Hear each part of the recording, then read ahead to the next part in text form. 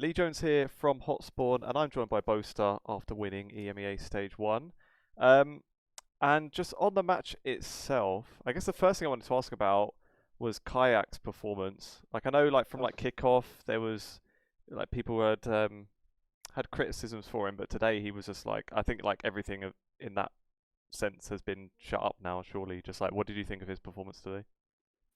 Yeah, it was insane, wasn't it? I mean, the first round on pistol, they're flooding back onto B. I'm full blind. I come out of the blind and Kike's killed all four, and I'm like, oh, nice, we won the round. Like, he's different gravy when it comes to being able to kill, and it's just my job as an IGL to try and set him up as much as possible, Hmm. give him as much impact as possible. Yeah. And were you happy for Crashies to finally get his regional title as well? Yeah, I mean, we were talking about it like a few days ago, and he was like, "Man, I really want to win." He's like, "Alfia, I know you won trophy," because Alfia's like, "I don't care." He was like, "Bro, I've never won a regional. I need to win one." How have you found the experience playing Heretics so many times recently? Because it's like obviously that kind of thing doesn't happen that often. I know the first one, sorry, was like a couple of weeks ago, but then yeah, in the space of like 2 weeks, I think you played them 3 times. Obviously, two in the space of a few days. Does it make it like a bit different, like kind of like metagame of just playing against them and with map picks or things like that? Mm. I think it's just like we kind of know how they play. They're obviously a great team. And originally, like I used to be kind of like, oh no, we have to play Heretics. They're a decent team. But after I lost against them, I really wanted to get revenge, and like I wanted to bring a lot of energy. And when we beat them 2-0, something just clicked within me, and I was like, actually, if we just kind of actually bring our energy and believe in ourselves, and if I believe in the team, we can do really well.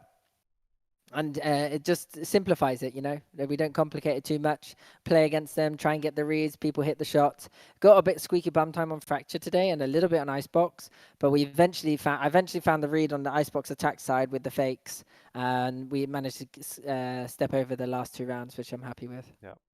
Was it a little bit surprising that they started to come back? Because when it was like halfway through Icebox, at least as a viewer, it almost felt like it was done at that point. Like it looked like Heretics had like given in essentially. Like it looks like you guys were just way on Mm. top. But then suddenly out of nowhere, yeah, they were coming back, and like you say, the fracture was a lot closer. Did you think at that point that it was pretty much yours? Yeah, I think with the ice box, it was just that we just needed to find the gap. I wasn't too worried because the one round that like could have been ours, they had a Sova ulti and a Gecko ulti, which they ended up using, which is amazing for the next round. And we still had enough money to buy. And then after that, it was kind of like we had to get the read and figure out what was going on. So I wasn't too worried yet because we had some ultis coming online and they had nothing left, so they just used it all. Fracture, however, they played a different comp, and we eventually found the a solution by like taking fast A main because they couldn't actually fight it from us. It was just I think after that we could have done a bit more working of the map after taking A main. Like we were very obvious, like take A main, try go A. And against Heretics who were like flooding in and like playing heavy rotations, it wasn't the best idea. Mhm. Fair enough. Um, Speaking of comps as well, I wanted to ask about Taho because like it looked like an agent you guys weren't playing too much, and then obviously with with the nerfs coming in for Toronto, it kind of seems like a thing of like maybe is it worth picking up now or not because you know it's not going to come in. But then you guys have like leaned quite heavily into it now. Yeah, he's going to be rubbish in Toronto, so he's going to have to be gone. So we're going to have to rework some of our comps. The Icebox, for instance. What are the other comps? Fracture, but Fracture's gone, so that's one less down one. We weren't running him on Split. We weren't running him on Haven. Pearl, we weren't running him on. So it's just a case of like, yeah, we just Sunset's coming in. He would have been quite good on Sunset, but I guess we'll never know now because he's kind of rubbish now. Fair enough. Um, did you see the stage 2 draw already? Thoughts on that? Yeah, I mean, I saw a picture of it. I didn't take much notice on it. I thought that was when the draw was starting when I was on the interview. So, Oh, I was like, okay, so this is going to be what's happening. But I saw like roughly who we're playing against. We got some good teams in our group. I'm looking forward to coming back and like playing against KC, playing against Koi, teams that we haven't played against yet. hmm I think the other ones are Liquid and Navi, okay, and Apex or something. So our yeah. group's looking pretty good, you know. But I think it's just.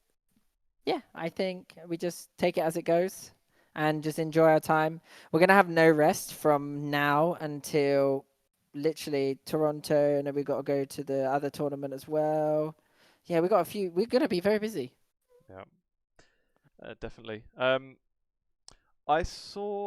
seen a lot of discussion recently. I think it's probably with FNS's retirement, but just generally people talking more about or trying to figure out who is the GOAT IGL in Valorant. Um, and obviously you're very charismatic, but you don't strike me as someone egotistical for whatever reason. But Uh, yeah, who do you reckon it is? Is it you? nah, I don't think so. I think there's a lot of good IGLs in the scene in tier one, especially. Valen, like he's not necessarily the GOAT, but he's definitely a really class IGL, and he's putting up numbers on the scoreboard whilst also being able to lead his team. He hasn't won a big trophy yet, but they've been close, and I think they're due one. It's just whether they can close it out when it comes to these masters. Um, but it's so difficult. It's so difficult. I don't think I am, but my goal is to be the greatest leader of all time in Valorant.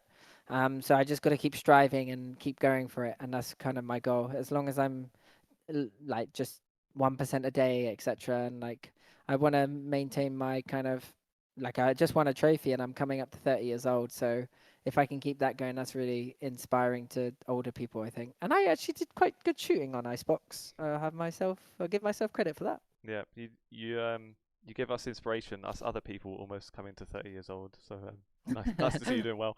Um, just with your win today as well. So that's lengthened Team Heretics finals curse.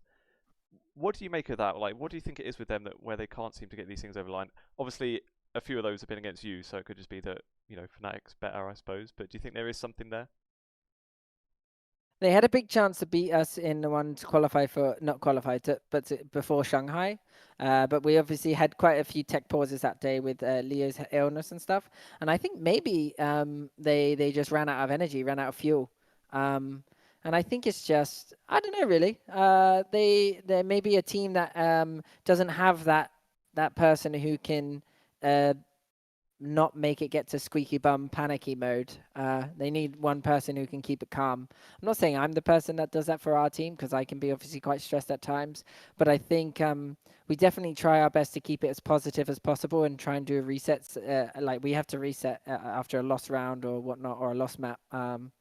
But yeah, we just had a lot of fire and energy when we wanted to play them, and maybe they didn't have as much energy. It's really hard to say until I watch it back and I see whether they're screaming or not. I remember hearing something like someone said like when heretics start losing, their comms go really quiet. They're like the quietest team or something. So it's interesting to see. I don't know if it's true or not, but someone said that somewhere. I don't know where. Okay, no, fair enough. Maybe just to round out then, we did it last time. Last time we spoke a few weeks ago, I gave you some UK related questions. I've been diligently working on some new ones for the next time I got to All interview you. right. So yeah, let me crack on. Jaffa cakes, are they a cake or a biscuit?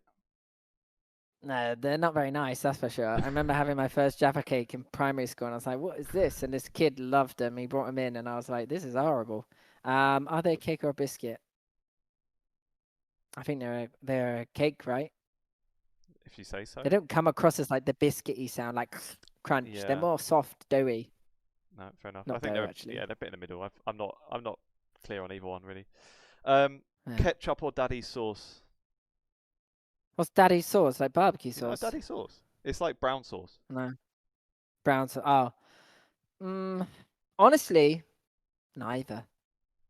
I like burger sauce in burgers. Oh That right, yeah. stuff tastes nice. I guess ketchup because when I was younger, like a bacon sarnie with ketchup in was banging. So I'll go Hmm. ketchup. Yeah. Um, on the Sarnie related, um, chip butty, yes or no? Who? Butter? You know, chip butty, like a chip sandwich, basically a sandwich that's just chips inside. Ugh, I've never tried that. No, they That said sounds they that they sounds do like them a at doner kebab. yeah, you get them at fish and chip shops. They're not bad Oh, in a really? pinch. Wait, am I even English at this point? I think you are. It's all right. Yeah. English breakfast. Would you have the Oh, beans touching anything else? I don't even like beans, so no. I Really? know. Am I English? Yeah, I tell you what, I love a brunch egg royale. Get me that lovely bit of dough, egg, salmon on top with the egg and the hollandaise sauce and the poached egg. When the egg like opens and then all the Hmm. lovely orange ooze comes out, that stuff Yeah, slaps. not beating the allegations then of not being that English then. But never mind. Yeah, that's Um, it. It's Jova. I'll maybe try one more then. Have you got a All right. go-to meal deal? Oh, bro, I lived off meal deals when I was 21, living in London. I had my part-time job and I was trying to be a pro CS player, but I didn't like cooking. I used cooking chicken pasta with some like lettuce or something. But then I was like, actually, let me just do meal deals because it ends up being a bit cheaper. Um, so I used to buy like roast chicken meal deal with that Purdy's thing, and then like carrots. But nowadays, like I barely have a meal deal, but if I did, it would be tuna sandwich. Yeah. And no preference on the side and the drink? I'm gonna go with zero sugar Red Bull, Yeah. and for the side, I will go for apple bites. I like the apple snacks; Nice. they're quite nice. I would Or usually just go for Skips oh, or lovely. Quavers or What's Love Its. One of skips. those three are nice. I just find myself wanting to get whatever like single items would be the most expensive. So I feel like I've beaten Tesco's, and I can get a meal deal that's worth like £7 for £3.50, and then I feel proud of myself. So that's how I like That's to it. live. You're cooking. Yeah. Well, I think we've run over a little bit, Boaster. So yeah, sorry for taking All up right. so much of your time. Thanks again for the interview, and yeah, congratulations Thank once you. again. Thank you, Lee. See Cheers. you. See See you you then. next time, I guess. Bye bye. Yep. Bye. See ya.